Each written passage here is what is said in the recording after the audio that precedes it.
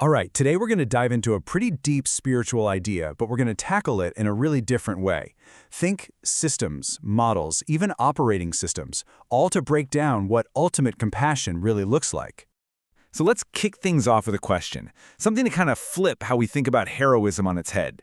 Forget the easy path to victory. What if the greatest heroes are the ones who don't just face a challenge, but actually run headfirst into the messiest, most difficult problem they can find? Okay, so this isn't about some random aha moment. What we're actually looking at is a very structured path, a system for enlightenment. It's almost like a cosmic timeline, you know? There's a queue, a line of succession, where one enlightened being follows another in a really orderly way. But, to really get how extreme this idea gets, we first need to understand the baseline.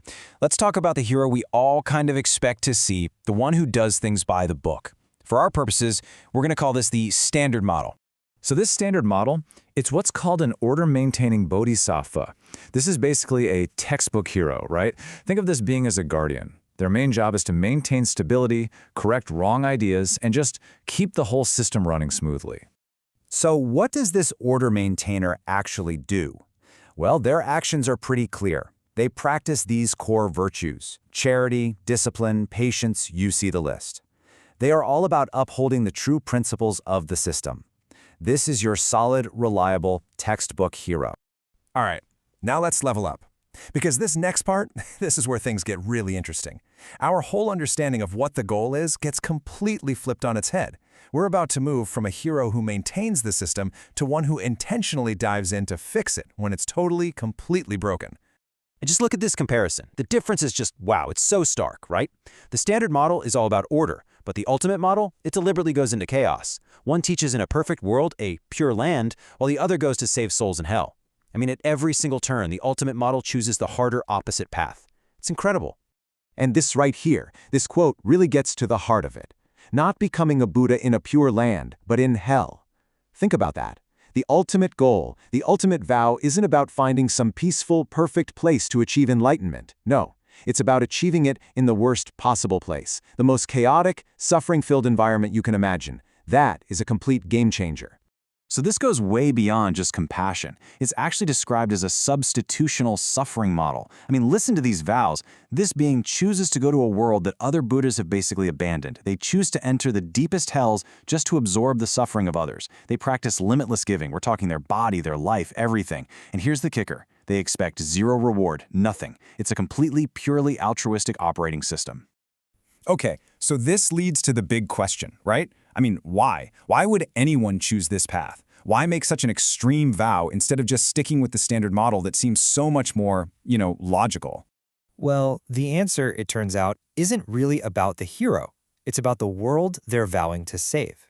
This extreme vow is a direct response to a very specific kind of crisis. It's for a world that doesn't just need a hero. It needs one who will run toward the fire, not away from it. And the source material paints a pretty grim picture of this world. We're talking about a world where people don't believe in cause and effect anymore, where the 10 evils are just normal. Greed, anger, ignorance are totally out of control. Laws are meaningless. People are just hurting each other left and right. It's described as a total societal collapse, a system-level humanity failure. And when the whole system is that broken, an order maintainer just won't cut it. You need a system fixer. So, okay, this is a huge cosmic story. But what does it have to do with us? Like, right here, right now?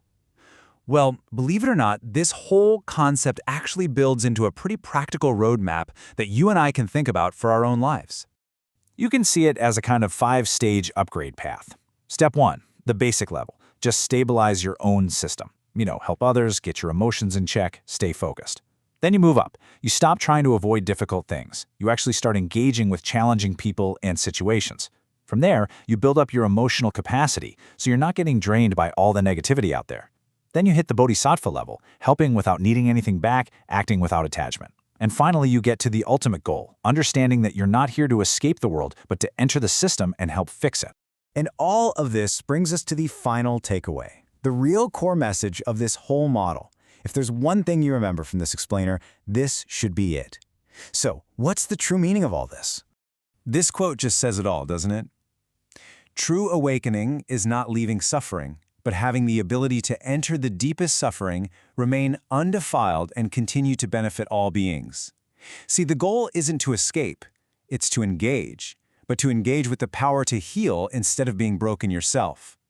Real strength isn't about avoiding the darkness, it's about having the ability to walk right into it and still be a light for others. So I'll leave you with this to think about. What does it really mean for you to choose to help fix a broken system, instead of just searching for a perfect one?